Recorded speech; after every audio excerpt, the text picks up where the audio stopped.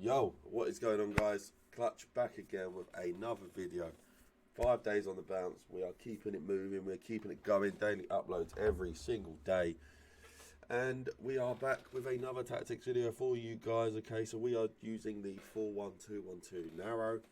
Like I said, been playing with it, trying to figure it out, trying to find you guys the best tactics possible. If you guys are interested in the videos, drop a like, drop a comment, drop a sub. Let me know you guys want to see these types of videos, and I will keep pumping them out for you, okay? Right, so we're just going to get straight into it, no messing around. So, like I said, this is the 4-1-2-1-2 narrow. This is the team I've been using. Like I said, nothing that crazy. It is going to get some upgrades because I played champs this weekend and it was a bit rough, but it done fine, so it's okay. So, defensive style is press after possession loss. Now, like with the way I'm going to be playing this 4-1-2-1-2, I'm basically just going to be counter pressing and flying at people. All right. So it's going to be about winning the ball up the pitch, staying narrow, cutting through teams. A lot of people using the 4-4-2, the 4-2-2. So you'll find that with this formation, you'll get a lot of freedom in those central areas. All right. So we're just going to absolutely pelt at people. So, like I said, press after possession loss will be the way for me. I just find that with the 4 in midfield and the 2 up front, you can play such a higher press and you can really win that ball back quite quickly. So press after possession loss is the one for me. My defensive style is on width. If you've been 45 width, sorry. If you've been watching my past videos, you would have seen I've been using 40. Now that is purely just because as this formation is literally called the narrow, it is very narrow. So I'm just trying to make it slightly wider defensively, just so I can cover those wide areas. Obviously, if you guys have been playing, you know that the patch kind of changed a lot. A lot of people are just attacking down the wings with cutbacks now, so we've got to be a bit more mindful of people trying to abuse that. So that is why we are on 45 width. The depth is 72. Now that is for the offside traps. Again, like I said, we're just trying to play a really high line, trying to press people, trying to not let people even get near our box. Obviously, it will happen, and this is a risk-reward way of playing, so you need to be mindful of that. Don't always think it's always going to work. There are going to be people that know how to figure it out, but this is why we have other game plans, so we're not just stuck in one way of playing. Now, build-up play is on fast build-up. Like I said, with the narrow, you want everyone moving, running up, giving you so many pass and attacking options. Fast build-up is the perfect build-up play for this formation. You can use balance, but I do find that it is a bit too slow. Whereas fast build-up really just does push them up the pitch and really get the attacks moving. Chance creation is direct passing. Again, this is just about the fact that they make good runs. Your attacking players make really good attacking runs with this tactic. It's literally the way it works. They find really great spacing behind, and they just really get at the back line. So direct passing is definitely the option for me. Width for attacking is 40, because like I said, we are really trying to drive through the centre of this team. We're not trying to play out wide. There will be out passes out wide, and I will explain that in a bit. But the main focus is to go through the middle and really, really fly at people, okay? Now, players in the box is on 6. Again, it's just because we're an attacker down. We've only got 3 attackers. I put it on 6 players in the box just so some of the midfielders get a bit more involved in the attacking play.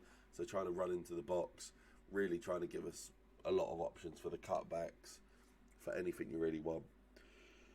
So the corners are on 3.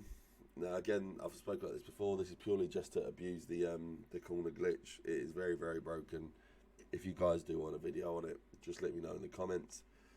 And then I've got free kicks on 2. Sorry, my mind went blank there. But yeah, free kicks on 2. No real reason for that. It's just what it is. You can put it on 1, you can put it on 5. Doesn't really matter unless you're crossing the ball.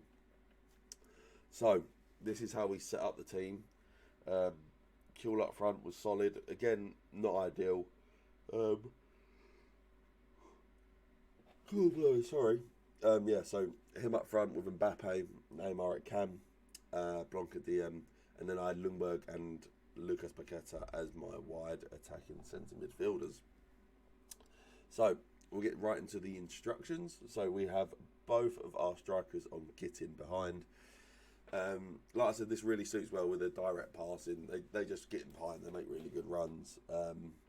So there's not really much more to say. It is just literally for them to get in behind. It sounds like it. I could make some silly explanation, but I'm just being honest with you guys. It is literally just for them to make runs in behind, okay? Now, the cam is on stay forward.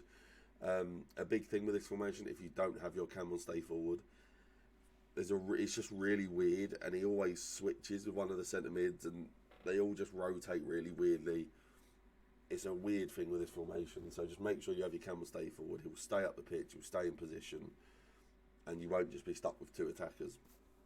And then you have your support and crosses on getting to the box for cross.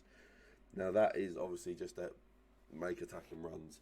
There's going to be plenty of attacking options, so we want him to try and get the ball, dictate play in that box and score, pass the ball, whatever he may want to do. Now, we have both of our wide centre mids on get into the box across and cover centre.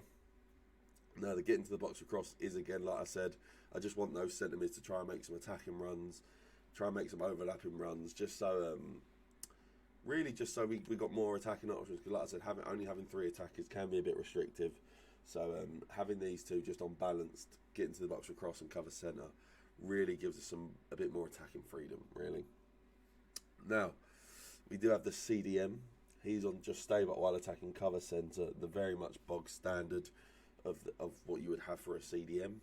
He is just going to be there to protect that back two. Him and that back two are going to be the defensive core of this team, basically. Both centre backs just on the standards, and then we have fullbacks on balanced attacking runs, not stay back while attacking, and we have them on overlap. Now this is for the wide options I was speaking about earlier. It just gives you an out ball if you're struggling. Obviously it does make it harder to defend, but it does give you a lot more going forward, and it makes it a lot easier to keep the ball. So I find it's worth it. But let me know in the comments, let me know what you think. I hope you guys really enjoyed the video. If you did, drop me a sub, drop a comment. Honestly, I love talking to you guys in the comments, so whatever you say in there, let me know. Drop me a like. I'd really appreciate it. And I will see you guys next time. Peace.